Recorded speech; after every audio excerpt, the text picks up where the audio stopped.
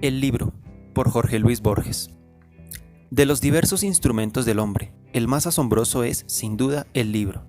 Los demás son extensiones de su cuerpo. El microscopio, el telescopio, son extensiones de su vista. El teléfono es extensión de la voz. Luego tenemos el arado y la espada, extensiones de su brazo. Pero el libro es otra cosa. El libro es una extensión de la memoria y de la imaginación. En César y Cleopatra de Shaw, cuando se habla de la Biblioteca de Alejandría, se dice que es la memoria de la humanidad. Eso es el libro, y algo más también, la imaginación. Porque ¿qué es nuestro pasado sino una serie de sueños? ¿Qué diferencia puede haber entre recordar sueños y recordar el pasado? Esa es la función que realiza el libro. Yo he pensado, alguna vez, escribir una historia del libro, no desde el punto de vista físico. No me interesan los libros físicamente, sobre todo los libros de los bibliófilos, que suelen ser desmesurados, sino las diversas valoraciones que el libro ha recibido. He sido anticipado por Spengler en su Decadencia de Occidente, donde hay páginas preciosas sobre el libro, con alguna observación personal. Pienso atenerme a lo que dice Spengler. Los antiguos no profesaban nuestro culto del libro, cosa que me sorprende. Veían en el libro un sucedáneo de la palabra oral. Aquella frase que se cita siempre, scripta maner verba volat, no significa que la palabra oral era efímera, sino que la palabra escrita era algo duradero y muerto. En cambio, la palabra oral tiene algo de alado, de liviano, alado y sagrado, como dijo Platón. Todos los grandes maestros de la humanidad han sido, curiosamente, grandes maestros orales. Tomaremos el primer caso, Pitágoras. Sabemos que Pitágoras no escribió deliberadamente. No escribió porque no quiso atarse a la palabra escrita. Sintió, sin duda, aquello de que la letra mata y el espíritu vivifica, que vendría después en la Biblia. Él debió sentir eso, no quiso atarse a una palabra escrita, por eso Aristóteles nunca habla de Pitágoras, sino de los pitagóricos.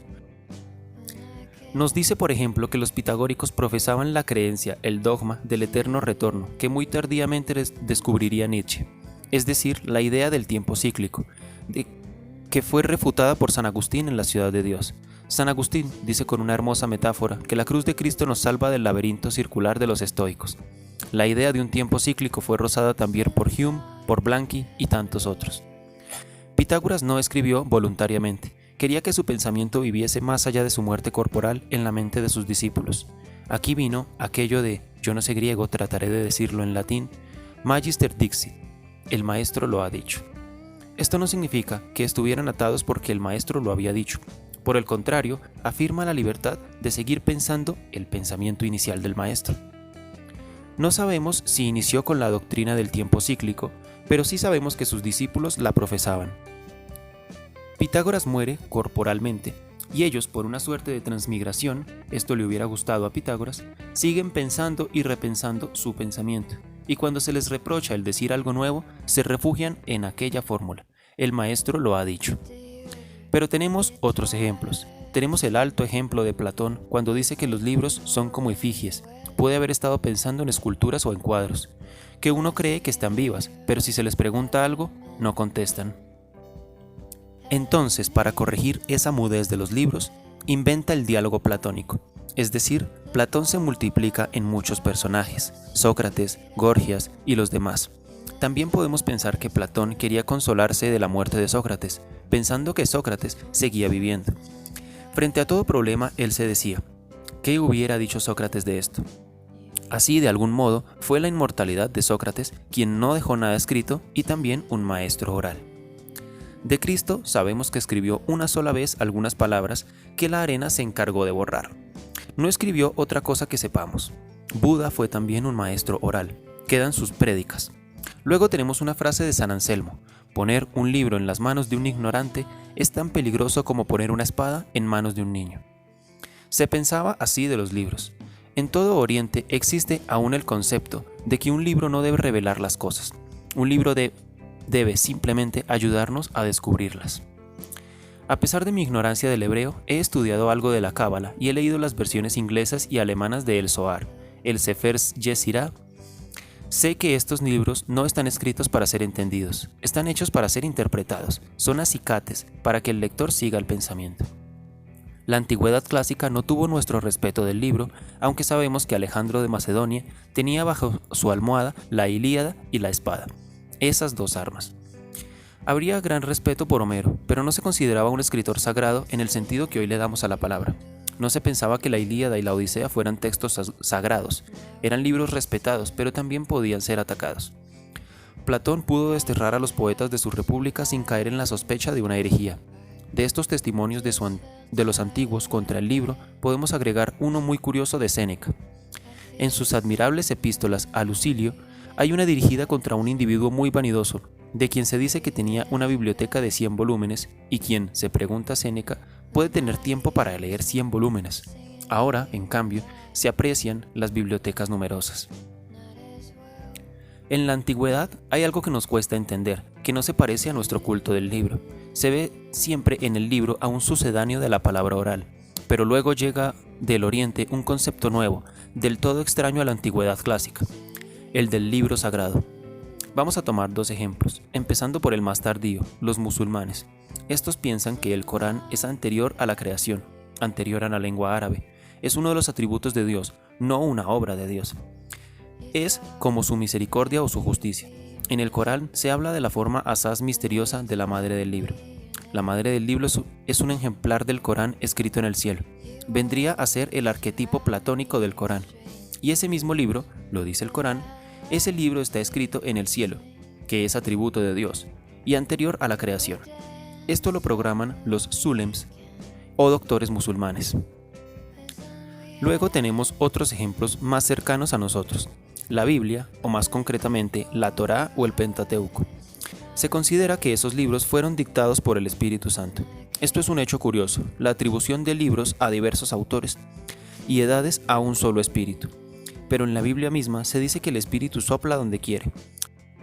Los hebreos tuvieron la idea de juntar diversas obras literarias de diversas épocas y de formar con ellas un solo libro, cuyo título es Torá, Biblia en griego. Todos estos libros se atribuyen a un solo autor, el Espíritu. A Bernard Shaw le preguntaron una vez si creía que el Espíritu Santo había escrito la Biblia, y contestó: todo libro que vale la pena de ser releído ha sido escrito por el Espíritu. Es decir, un libro tiene que ir más allá de la intención de su autor. La intención del autor es una pobre cosa humana, falible, pero en el libro tiene que haber más. El Quijote, por ejemplo, es más que una sátira de los libros de caballería. Es un texto absoluto en el cual no interviene absolutamente para nada el azar. Pensemos en las consecuencias de esta idea. Por ejemplo, si yo digo: corrientes aguas puras cristalinas, árboles que os estáis mirando en ellas, verde prado de fresca sombra lleno, es evidente que los 3 versos constan de 11 sílabas. Ha sido querido así por el autor, es voluntario. Pero, ¿qué es eso comparado con una obra escrita por el Espíritu? ¿Qué es eso comparado con el concepto de la divinidad que es condescendiente a la literatura y dicta un libro? En ese libro, nada puede ser casualidad. Todo tiene que estar justificado. Tienen que estar justificadas las letras. Se entiende, por ejemplo, que el principio de la Biblia, Bereshit bara Elohim, comienza con una B porque esto corresponde a bendecir. Se trata de un libro en el que nada es casual, absolutamente nada. Esto nos lleva a la Cábala, nos lleva al estudio de las letras, a un libro sagrado dictado por la divinidad que viene a ser lo contrario de lo que los antiguos pensaban. Estos pensaban en la musa de modo bastante vago. Canta musa la cólera de Aquiles, dice Homero al principio de la Ilíada. Ahí, la musa corresponde a la inspiración. En cambio, si se piensa en el espíritu, se piensa en algo más concreto y más fuerte, Dios, que condesciende a la literatura.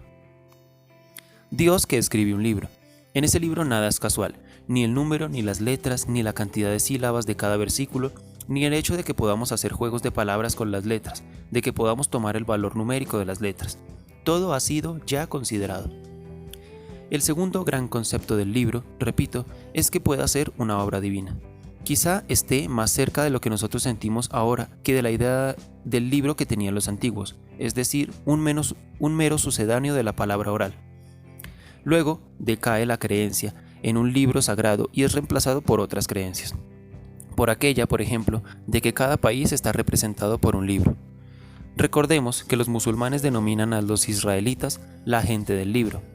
Recordemos aquella frase de Heinrich Heine sobre aquella nación cuya patria era un libro, la Biblia, los judíos. Tenemos entonces un concepto de que cada país tiene que ser representado por un libro, en todo caso por un autor que puede serlo de muchos libros. Es curioso, no creo que esto haya sido observado hasta ahora, que los países hayan elegido individuos que no se parecen demasiado a ellos. Uno piensa, por ejemplo, que Inglaterra hubiera elegido al Dr. Johnson como representante, pero no, Inglaterra ha elegido a Shakespeare, y Shakespeare es, digámoslo así, el menos inglés de los escritores ingleses. Lo típico de Inglaterra es el understatement, es el decir poco menos de las cosas. En cambio, Shakespeare tendía a la hipérbole, en la metáfora, y no nos sorprendería nada que Shakespeare hubiera sido italiano o judío, por ejemplo. Otro caso es el de Alemania, un país admirable, tan fácilmente fanático. Elige precisamente a un hombre tolerante que no es fanático y a quien no le importa demasiado el concepto de patria. Elige a Goethe. Alemania está representada por Goethe. En Francia no se ha elegido un autor, pero se tiende a Hugo.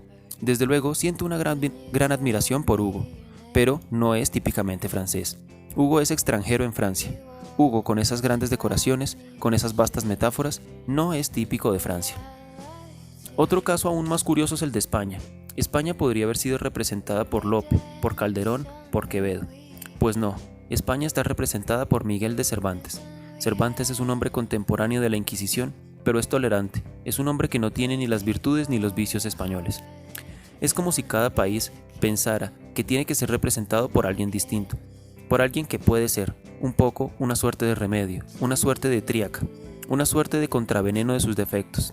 Nosotros hubiéramos podido elegir a Facundo, de Sarmiento, que es nuestro libro, pero no, nosotros con nuestra historia militar, nuestra historia de espada, hemos elegido como libro la crónica de un desertor, hemos elegido el Martín Fierro, que si bien merece ser elegido como libro, ¿cómo pensar que nuestra historia está representada por un desertor de la conquista del desierto? Sin embargo, es así, como si cada país sintiera esa necesidad. Sobre el libro han escrito de un modo tan brillante tantos escritores. Yo quiero referirme a unos pocos. Primero me referiré a Montaigne, que dedica uno de sus ensayos al libro. En ese ensayo hay una frase memorable: no hago nada sin alegría. Montaigne apuntaba a que el concepto de lectura obligatoria es un concepto falso.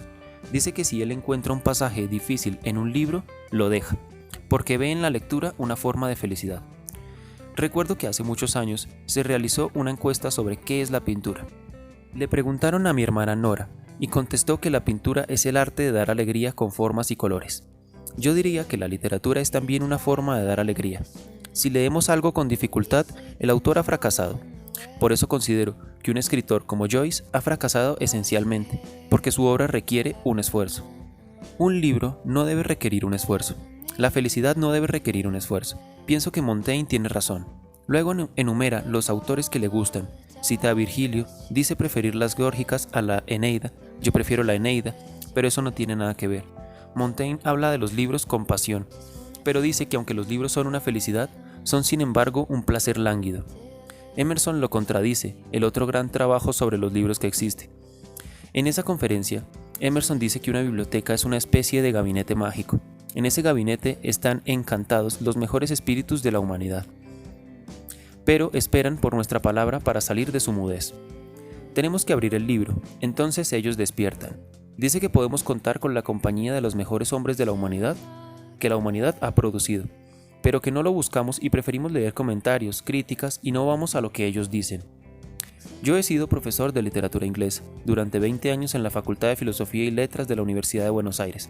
Siempre les he dicho a mis estudiantes que tengan poca bibliografía, que no lean citas, que lean directamente los libros.